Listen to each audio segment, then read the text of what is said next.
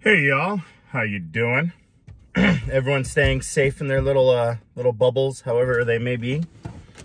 Anyway, we are doing great right now. Well, I shouldn't say great. We don't have any work. We are hopefully in the next 20 days gonna have work. We'll see. We also are trying to talk to the person that is selling us land and see what type of other options maybe he's going for or willing to go for, because he hasn't said yes to his neighbor, or getting land from his neighbor so that he can split the land. Anyway, if you guys want, I can kind of do a a big long thing on that as well. So if you do want me to leave a comment on what's going on with the land that we're looking at and why it's kind of more complicated than possibly others, and why we want what we want in the valley, leave comments down below and maybe I'll do a video on that as well. Anyway, let's go ahead here today. We have an upside down book. We have Tom Swift and His Submarine Boat by Victor Appleton. Still looking for someone that can maybe, I've got at least a dozen of these books and then they get slowly newer. And I'm trying to find someone to take care of them for me. But a lot of people, it's kind of unusual, have a lot of things to do right now, and so they don't have any time.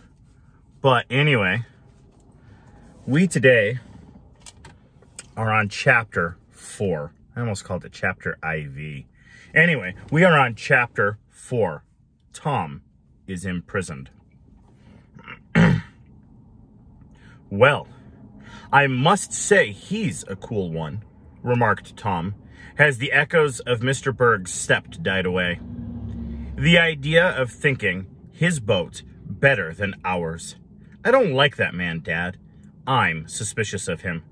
Do you think he came here to steal some of our ideas? No, I hardly believe so, my son. But how did you discover him? Just as you saw, Dad. I heard a noise and went back there to investigate. I found him sneaking around, looking at the electric propeller plates. I went to grab him just as he stumbled over a board. At first, I thought it was one of the old gang. I'm almost sure he was trying to discover something. No, Tom. The firm he works for are good businessmen, and they would not countenance anything like that. They are heartless competitors, however, and if they saw a legitimate chance to get ahead of me and take advantage, they would do it. But they would not sneak in to steal my ideas. I feel sure of that. Besides, they have a certain type of submarine which they think is the best ever invented, and they would hardly change at this late date. They feel sure of winning the government prize, and I'm just as glad we're not going to have a contest. Do you think our boat is better than theirs? Much better, in many respects. I don't like that man Berg, though, went on Tom. Nor do I, added his father. There is something strange about him. He was very anxious that I should compete. Probably, he thought his firm's boat would go so far ahead of ours that they would get an extra bonus. But I'm glad he didn't see our new method of propulsion. That is the principal improvement in the advance over other types of submarines. Well, another week and we'll be ready for the test. Have you known Mr. Berg long, Dad? Not very. I met him in Washington when I was in the patent office. He was taking out papers on a submarine for his firm at the same time I got mine for the advance. It is rather curious that he should come all the way here from Philadelphia merely to see if I was going to compete. There is something strange about it. Something that I can't understand.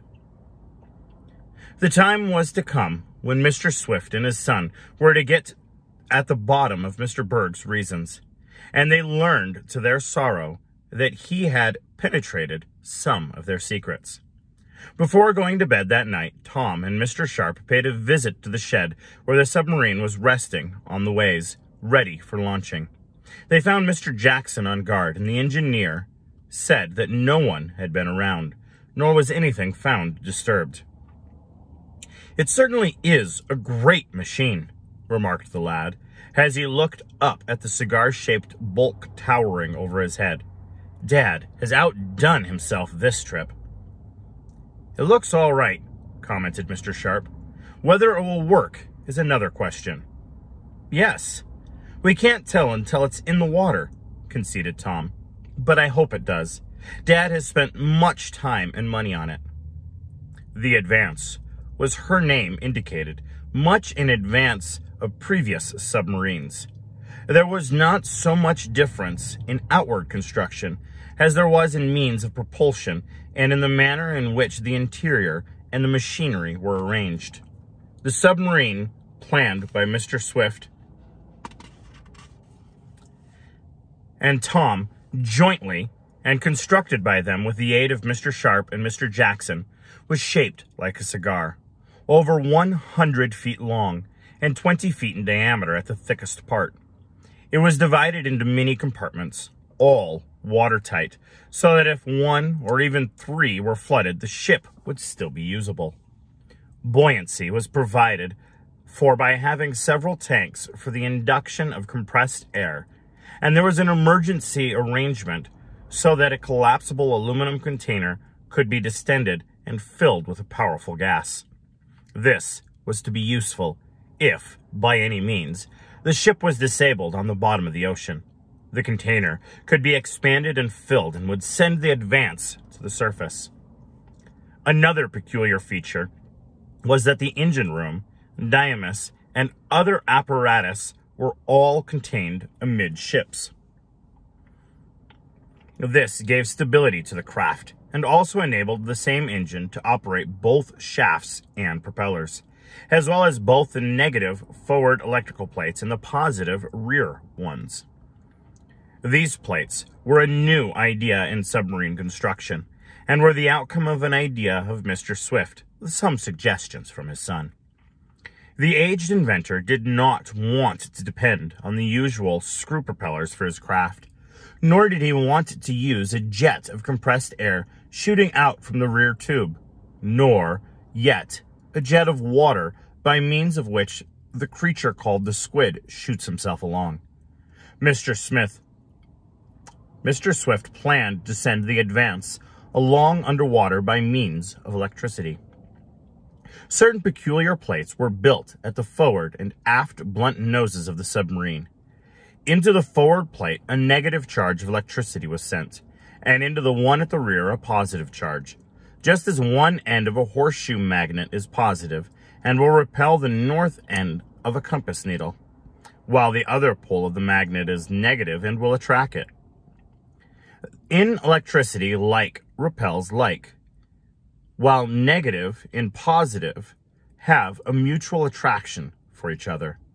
Mr. Swift figured out that if he could send a powerful current of negative electricity into the forward plate, it would pull the boat along, for water is a good conductor of electricity, while if a positive charge was sent into the rear plate, it would serve to push the submarine along, and he would thus get a pulling and pushing motion, just as a forward and aft propeller works on some ferry boats.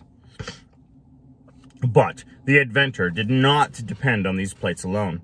There were auxiliary forward and aft propellers of the regular type, so that if the electrical plates did not work or go out of order, the screws would serve to send the Advance along. There was much machinery in the submarine. There were gasoline motors, since space was too cramped to allow the carrying of coal for boilers. There were dynamis motors and powerful pumps. Some of these were for air, and some for water. To sink the submarine below the surface, large tanks were filled with water. To ensure a more sudden descent, deflecting rudders were also used, similar to those of an airship. There were also special air pumps, and one for the powerful gas, which was manufactured on board. Forward from the engine room was a cabin where meals could be served and where the travelers could remain in the daytime. There was a small cooking galley or kitchen there. Back of the engine room were the sleeping quarters and the storerooms. The submarine was steered from the forward compartment, and here were also levers, wheels, and valves that controlled all the machinery, while a number of dials showed in which direction they were going, how deep they were, and at what speed they were moving, as well as what the ocean pressure was. On top, forward, was a small conning, or observation tower, with auxiliary and steering and controlling apparatuses there. This was to be used when the ship was moving along on the surface of the ocean, or merely with a deck awash. There was a small flat deck surrounding the conning tower, and this was available when the craft was on the surface. There was provision made for leaving the ship when it was on the bed of the ocean. When it was desired to do this, the occupants put on diving suits, which were provided with portable oxygen tanks.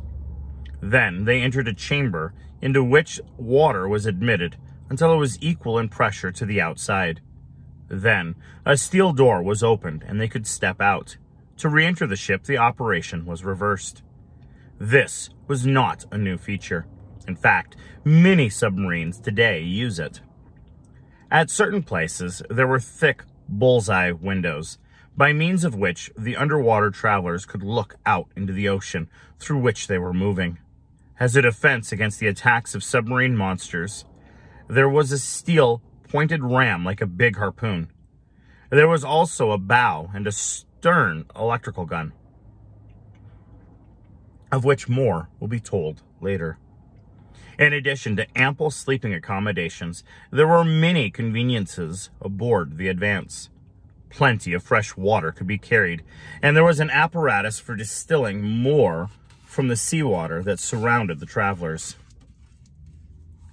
Compressed air was carried in large tanks, and oxygen could be made as needed.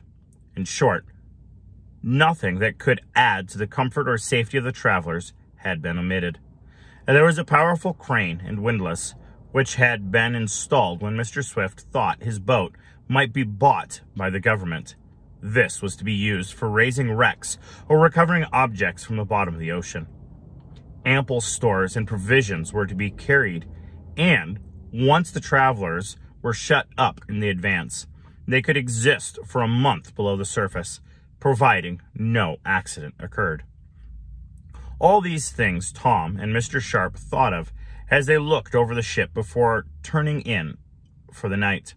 The craft was made immensely strong to withstand powerful pressure at the bottom of the ocean. The submarine could penetrate to a depth of about 3 miles, but that was dangerous to go, as the awful force would crush the plates, powerful as they were. Well, we'll rush things tomorrow and the next day, observed Tom as he prepared to leave the building. Then we'll soon see if it works. For the next week, there were busy times in the shop near the ocean. Great secrecy was maintained, and though curiosity seekers did stroll along now and then, they received little satisfaction. At first, Mr. Swift thought that the visit of Mr. Berg would have unpleasant results, for he feared that the agent would talk about the craft, of which he had so unexpectedly gotten a sight. But nothing seemed to follow from his chance inspection, and it was forgotten. It was one evening about a week later that Tom was alone in the shop. The 2 mechanics that had been hired to help out in the rush had been let go, and the ship needed but just a few adjustments to make it ready for the sea. "I think I'll just take another look at the water tank valves," said Tom to himself as he prepared to enter the big compartments which received the water ballasts. "I want to be sure they work properly and quickly. We've got to depend on them to make us sink when we want to, and what's more important, to rise to the surface in a hurry. I've got time enough to look them over before Dad and Mr. Sharp get back." Tom entered the starboard tank by means of an emergency sliding door between the big compartments and the main part of the ship. This was closed by a worm and screw gear, and once the ship was in the water, would seldom be used. The young inventor proceeded with his task, carefully inspecting the valves by the light of a lantern he carried. The apparatus seemed to be all right, and Tom was about to leave when a particular noise attracted his attention. It was a sound of metal scraping on metal, and the lad's quick and well-trained ear told him it was somewhere about the ship. He turned to leave the tank, but as he wheeled around, his light flashed on a solid wall of steel back of him. The emergency outlet had been closed. He was a prisoner in the water compartment, and he knew from past experience that, shout as he would, his voice could not be heard 10 feet away. His father and Mr. Sharp, as he was aware, had gone to a nearby city for some tools, and Mr. Jackson, the engineer, was temporarily away. Miss Baggert in the house could not hear his cries. "I'm locked in," cried Tom aloud. "The worm gear must have shut itself, but I don't see how that could be. I've got to get out mighty soon, though, or I'll smother. This tank is airtight, and it won't take me long to breathe up all the oxygen there is here. I must get that slide open." He sought to grasp the steel plate that closed the emergency opening. His fingers slipped over the smooth, polished surface. He was hermetically sealed up, a captive. Blankly, he set his lantern down and leaned hopelessly against the wall of the tank. "I've got to get out," he murmured. As if answer to him, he heard a voice on the outside crying, "There, Tom Swift. I guess I've gotten even with you now. Maybe next time you won't take a reward away from me and lick me into the bargain. I've got you shut up good and tight, and you'll stay there until I get ready to let you out." "Andy Fogger?" gasped Tom. "Andy Fogger sneaked in here and turned the gear. But how did he get to this part of the coast?" "Andy Fogger, you let me out," shouted the young inventor. And as Andy's mocking laugh came to him faintly through the steel slides of the submarine, the imprisoned lad beat desperately with his hands on the smooth sides of the tank, vainly wondering how his enemy had discovered him. Yikes. So now Tom Swift is stuck in essentially a bulkhead where they seal it to let the water in and push air out and such, and so it's sealed of oxygen. So I wonder if they're going to hear Andy Fogger out there making noise, and that's how they're going to find Tom, or if it's going to be a different way. Anyway, I want to thank you guys so much for tuning in today. You all stay very safe and very healthy, and you all have a wonderful and blessed day.